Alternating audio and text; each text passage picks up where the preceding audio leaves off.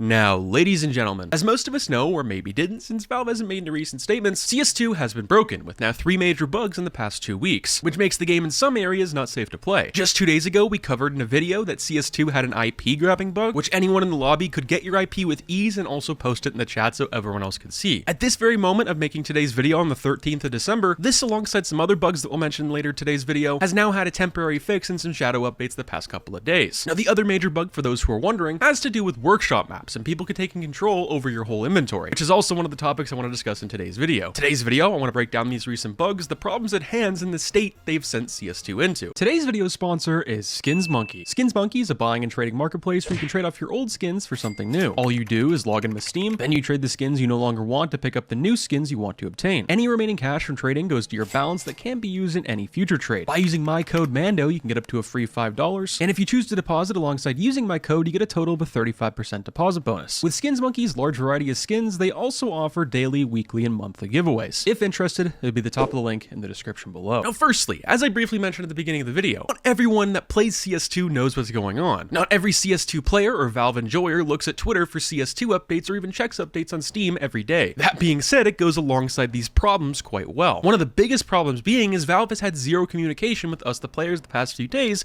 of what's going on. The only time they've brought up, mentioned, saying they'll fix, or they'll come out with a future statement of fixing the game with one of these bugs is the AMD bug a few months back where players were getting falsely banned for updating their AMD drivers and having a certain setting on, but also just last week when hundreds of thousands if not millions of players got falsely game banned and eventually they got unbanned, but that just further proves the point here. Some people in my comment section or just the internet in general have kind of come up with an idea that Valve only talked about that because people weren't able to buy certain things and trade in the market. Take that as you will, I have no idea. I think they covered that one because, well, it was game breaking because when you ban half your player base, well, no one can play. That's a big issue there. But a little more clarification for the more so casual side of players for CS2, which has also a very big audience for those who are wondering, would be pretty cool. Some of my friends that I play with in real life don't watch YouTube, go on Twitter. They have no idea what's going on. The last thing they want is to come home from work, hop on CS2 and see in the chat that their IP got leaked. That's not a fun time. Like we just mentioned, the IP bug had no word from the devs, no sort of statement, which in my opinion, this one was pretty bad. Your IP getting leaked won't kill you, won't even necessarily hurt you, but for someone who's not crazily tech savvy, that's really annoying. And also, not to mention the obvious, this just shouldn't happen in a game like Counter-Strike. You should be able to play the game and have this as your last worry and thing on your mind. For a company as big and much money Valve has and has made every year, it's almost in some ways unexcusable. For a brand new indie studio and a brand new game, sure, but not a multi-billion-dollar company. Then you have from yesterday a bug that now seems patched. There's no certainty here because we have no statement from Valve. And for those who are wondering, this is a recent workshop bug. This is from Pogu on Twitter. He called this out 2 days ago and called it an exploit. This is apparently only for workshop maps that have full panorama access. Someone can pretty much take control over your entire inventory, move stuff around. I don't believe they can trade anything, but the fact that they have even control is pretty crazy. That just shouldn't be happening either. He said a day later that this has now been fixed. Zool, which is also a data miner but also game creator, he made CSGO, Counter-Strike Classic Offensive, which is a great thing. You should go check both of these guys out. He replied to this guy saying, wouldn't call it fixed, chief, more like a temporary disable. Rip leaderboards and maps that were embedded with stuff. So this hurts really everybody. Maps, skin creators, and even players just playing the game. Now this workshop bug alongside the other two I feel like are over, but also feel like in order to play the game and feel safe, you should wait for something official from Valve. And for those who need to hear this, even when something like this is not going on, please be careful with what you sign into with Steam, what you download, that being for workshop maps or maps off of the internet, which I would stay away from that. Now it's been almost a week since we got CS2's last update, and tomorrow is leading into that 1 week mark, which makes me think we'll see something soon that also includes statements as well. Now if we didn't have all these bugs here from the past couple of weeks, I already think we would have seen the new cookery knife in a new case, but let's just say they released that Friday or even tomorrow, or maybe today watching this video, and they also released those statements at the same time, it would give a pretty weird and bad look for Valve. Especially if the game was still broken, players would absolutely lose their minds. So I think until things blow over, then we'll see the case. At the end of the day, I understand to a degree the difficulty with making CS2. It's a new game with a new engine, which also means brand new code. There's still a lot of trial and error, but I think with some more clear communication of what's actually happening, it would make the situation and just everything going forward a whole lot better. Now lastly for today's video, I want to give a quick props to Valve for how quickly they were able to get on top of all these bugs. Within hours, they were all overturned, that being bans and just the bugs being gone. Not seemingly gone. I'd still be careful. That pretty much concludes today's video. Hopefully you guys enjoyed. I hate making videos like these because they're not really fun, they're not enjoyable, but I feel like I have to inform the players and viewers of my channel of what's going on in CS2, especially for the more casual side of things inside Counter-Strike. I'll catch you guys in the next one. Stay positively sexy. I'm out, guys.